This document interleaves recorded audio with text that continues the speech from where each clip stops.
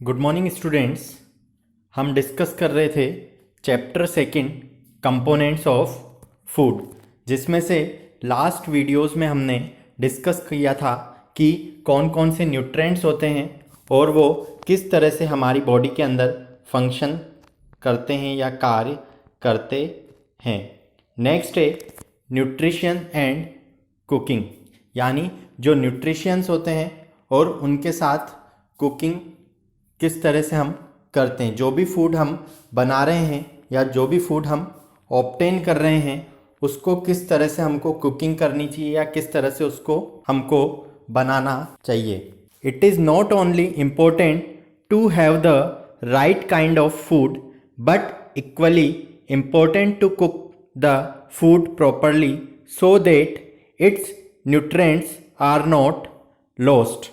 Means न केवल सही प्रकार का भोजन करना ही हमारे लिए आवश्यक होता है या हमारे लिए महत्वपूर्ण होता है, बल्कि भोजन को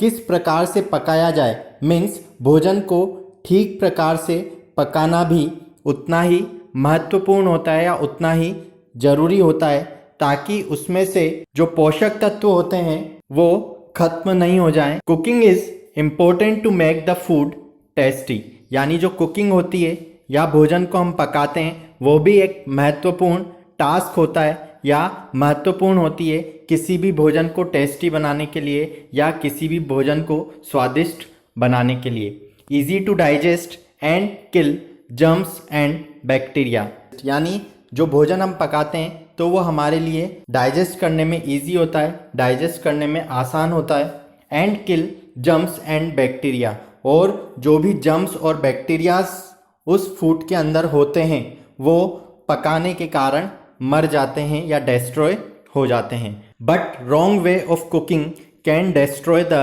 न्यूट्रिएंट्स ऑफ द फूड, परंतु जो कुकिंग का रॉन्ग वे होता है या हमको यदि कोई भी फूड कुकिंग करना नहीं आता है, बनाना नहीं आता है, तो हम जो फूड होता है, जो भोजन होता है, उसमें जो भी न्यूट्रिएंट्स होते हैं या जो पोषक तत्व होते हैं उनको डिस्ट्रॉय कर सकते हैं या खत्म कर सकते हैं। Some important things to remember while cooking are, कुछ इम्पोर्टेंट थिंग्स होती है, कुछ इम्पोर्टेंट बातें होती है जो हमें ध्यान रखनी चाहिए जब हम कुकिंग करते हैं या भोजन को बनाते हैं। तो फर्स्ट है washing the vegetables and fruits after cutting and peeling results in loss of certain water soluble vitamins and minerals.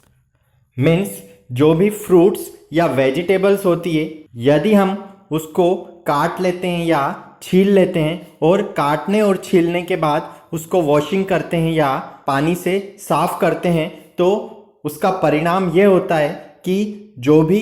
Vitamins और मिनरल्स होते हैं वो सब वाटर में सोल्यूबल होते हैं या वाटर में मिक्स हो जाते हैं और इस कारण से उनका लॉस हो जाता है या वो डिस्ट्रॉय हो जाते हैं या ख़त्म हो जाते हैं या उस पानी के द्वारा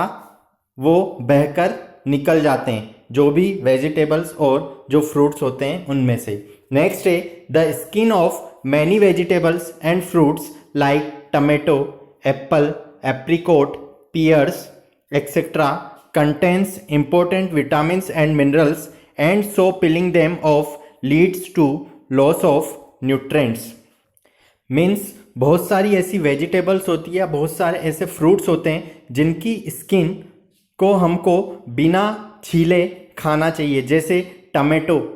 एप्पल, एप्रिकॉट, पियर्स, यानी टमेटो मीन्स जो टमाटर होता है, एप्पल, एप्पल्स का मतलब जो सेब फल होते हैं, एप्रिकॉट जो खुमानी होती है, और जो पियर्स यानी जो नाशपाती होता है, उनको हमको बिना छीले ही खाना चाहिए क्योंकि उसमें महत्वपूर्ण विटामिन्स और मिनरल्स पाए जाते हैं। यदि हम उसको छीलते हैं या उसका जो स्किन होता है, उसकी जो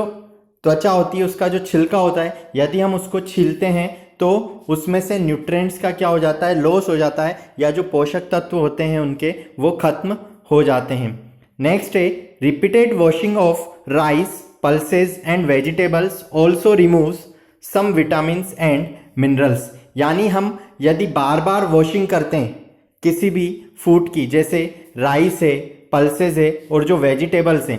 इनकी हम बार बार वॉशिंग करते हैं या बार बार इनको धोते हैं तो उनमें जो भी विटामिन्स और मिनरल्स होते हैं वो उनमें से रिमूव हो जाते हैं या उनमें से हट जाते हैं। नेक्स्ट है amount of water used for cooking should be only as much is needed, यानी